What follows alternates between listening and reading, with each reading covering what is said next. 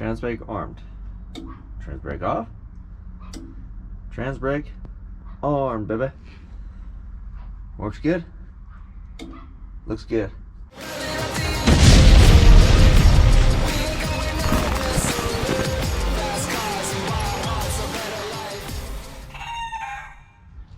What is up, everybody? My name is Dane Thompson. Welcome back to another episode of Burndown. So when we left off last time, we were messing with the coolant system on the Malibu. I had a janky hose.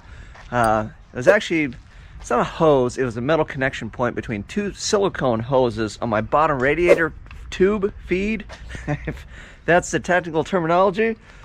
And all I had was straights. The way that the thing came out, I had to make like this wicked S-bend, so we just pie cut and MIG welded this donkey thing together, and it worked for a while, but it was always one of those things where I was like, oh, I'm gonna come back and fix it, I'm gonna come back and fix it. Never did anything about it. Now that the car is basically ready to run, I got to do a couple little things to button it up. We're gonna take a maiden voyage.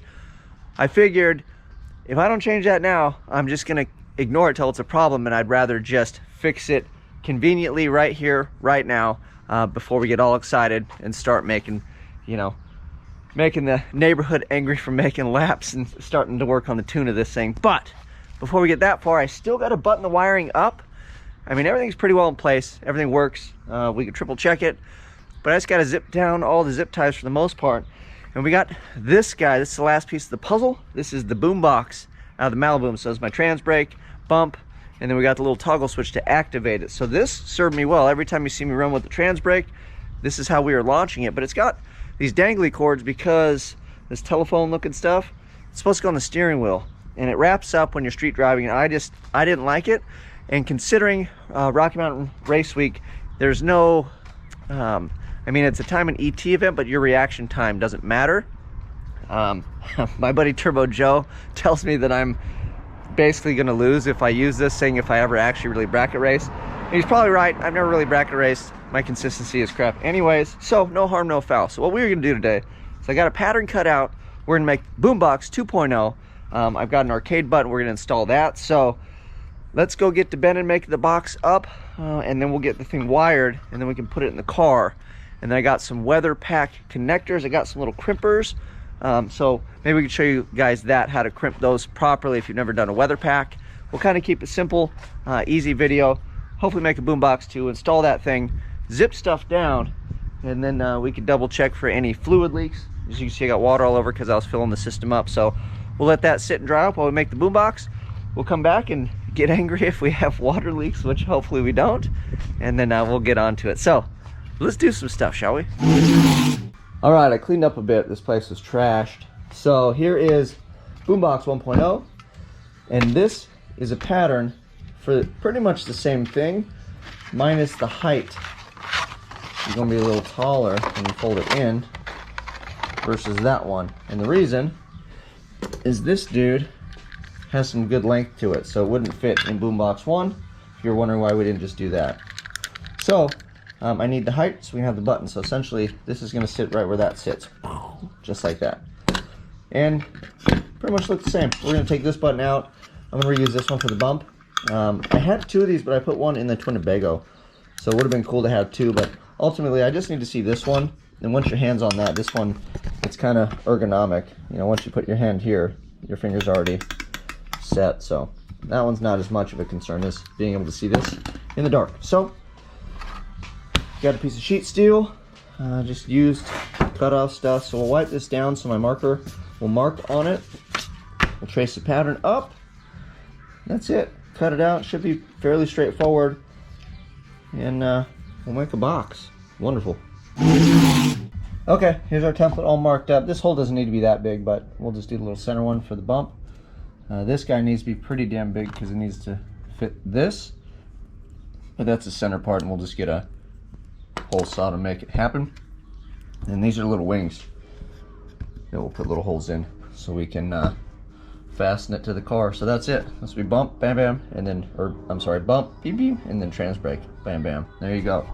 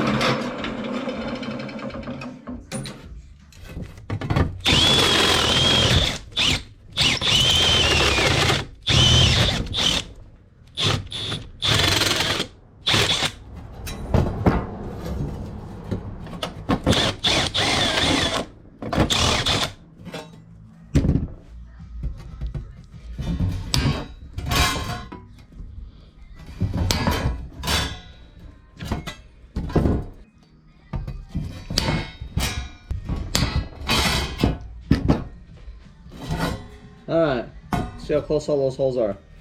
Cut it out, bend it up, and boombox 2. All right, I went one step further and put a grommet.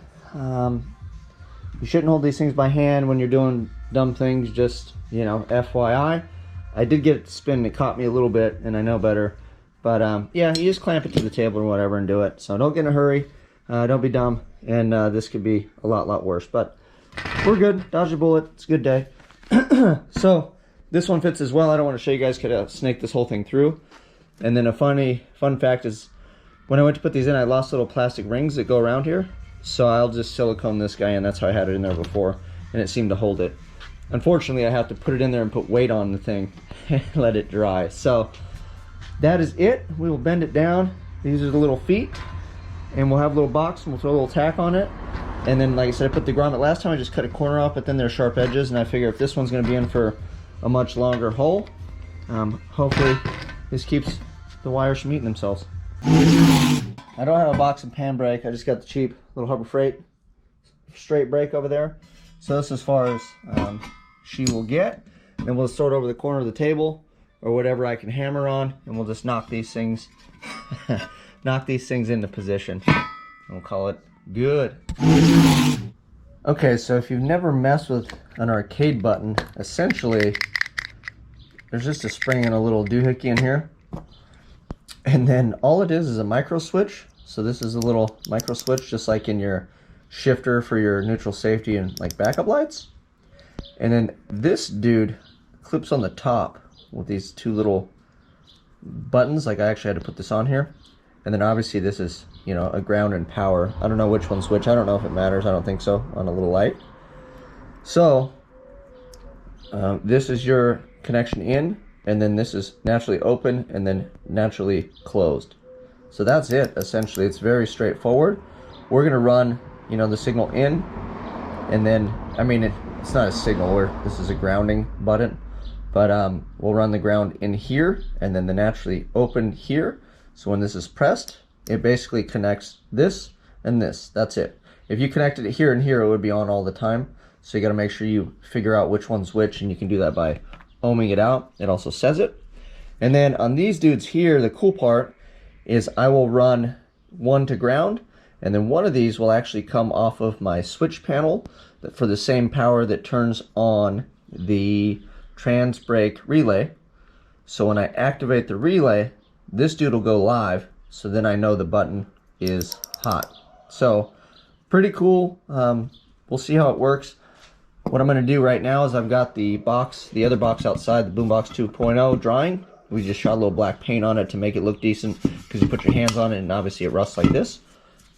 So this is about 2 feet worth of flying lead.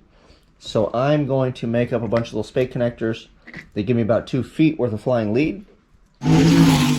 Alright, so here is a look at the Boombox 2.0. So this is the old one with the old transbrake. This is the new one with the arcade button, and then I robbed the bump, so it's here and there. We got the wires coming out. I may take the time to stick this inside here, but we'll see. What I'd like to do though is I've got length, I've got flying leads, and I'm going to set it in the car, and then this is the plug that should plug this bad boy in, and then obviously I've got a power lead to power the light in here. So nothing too crazy, nothing super fancy. I put the sticker on there just for fun, made that real quick. So that is pretty much it for today. So what I'm gonna do is I'm gonna wrap it up. I'll just set this in the car, kind of get my measurements. We'll see if I can get it terminated, and then I just need to zip tie everything up. So that should complete the wiring, and I can really just zip tie everything down, clean it up, triple check that all the systems are go, and then life will be gravy after that. So hope you enjoyed the episode, kind of how to make a little sheet metal box, kind of what I'm doing for my transbrake. Maybe it'll give you an idea if you don't want to run it on the steering wheel. And that's pretty much it, man. It's Sunday. I'm gonna call it quits a little early. I can't even talk straight. We're gonna go watch some NASCAR with the family over at my buddy's house, and just have half a day off at least, so we can get right back to it tomorrow. It's a new day. The clock is ticking. We got to go to Rocky Mount Race Week, and we got to try out the Boombox 2.0. You guys know what to do. Like, subscribe, share. Till next time, I'm out.